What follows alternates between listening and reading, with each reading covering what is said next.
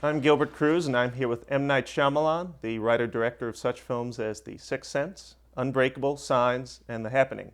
His latest film, The Last Airbender, is out July 1st. We're here to ask Night 10 questions from Time readers. Night, thanks for being with us. Thanks for having me. Our first question is from Ashley Steinhauer from Fresno, California. Why go from making thrillers, which you're very well known for, to a fantasy epic such as The Last Airbender? For a long time, I've had a lot of conversations with different estates and different studios about doing one of these big epic franchises.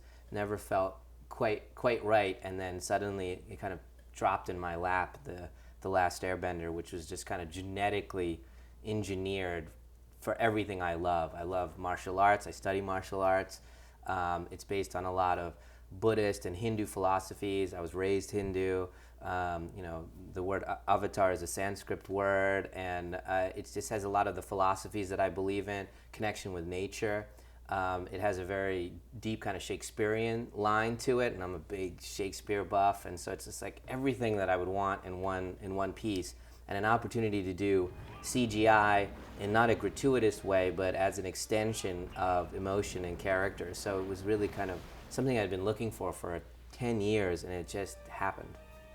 Andrew Chang from Edison, New Jersey says, do you think the criticism of your casting Caucasians in what are ostensibly Asian roles in The Last Airbender is a fair criticism? I cast what I believe, and I bet you I'm not straying too far from the truth when I say that it is the most diverse, culturally diverse movie ever made. Let's look at the movie in and of itself.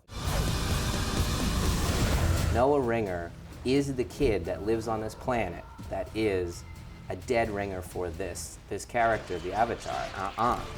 He's a martial arts staff expert for real.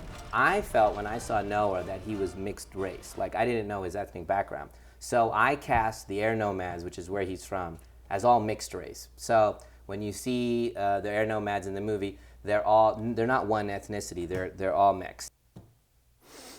Aaron Shaw from Loa, Utah asks, what was the most difficult experience you've ever encountered on a shoot?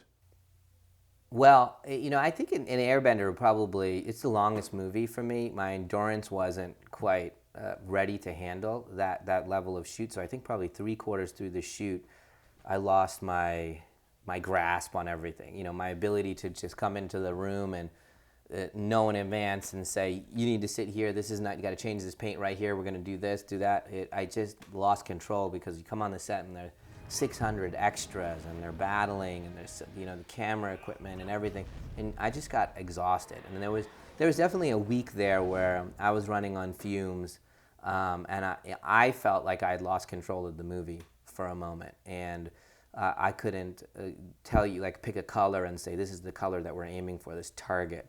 And that was a scary moment because that had never happened to me before. Dallin Gonzalez from Chandler, Arizona asks, who has been your greatest inspiration throughout your directing career?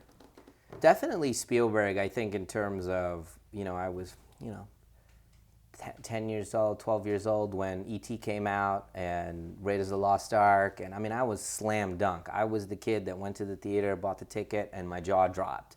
And my life changed. Like, if he wasn't there, maybe I wouldn't have made movies. And then stylistically, as an artist, as an adult, there's Kurosawa, Hitchcock, Stanley Kubrick, and I can tell you, we go through every one of their movies, and I can tell you why this is freaking genius. So they're my teachers. So they really have inspired me to do the type of filmmaking I do. Night, our last question is from Emily Hansen from Sands Point, Illinois. Which films give you the creeps? Well, The Exorcist is the scariest movie for me.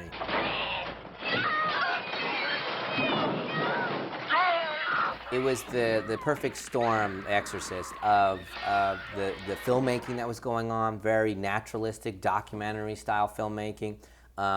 Friedkin really, took his time and did it very, over a year. The subject matter in the book obviously go a lot to telling you this, but that this was on the verge of plausible, and they never once said this was entertainment. This was, like a documentary of what was happening to this little girl in this room in Georgetown. And I totally get, I wasn't there at the time, but I totally get what it was like for people to have heart attacks in the movie theater watching this movie. It just felt dead on real, like you were watching the existence of the devil. Knight, this has been wonderful. Thank you so much for Hey, taking thanks, man. questions from Time Magazine readers. Thanks a lot.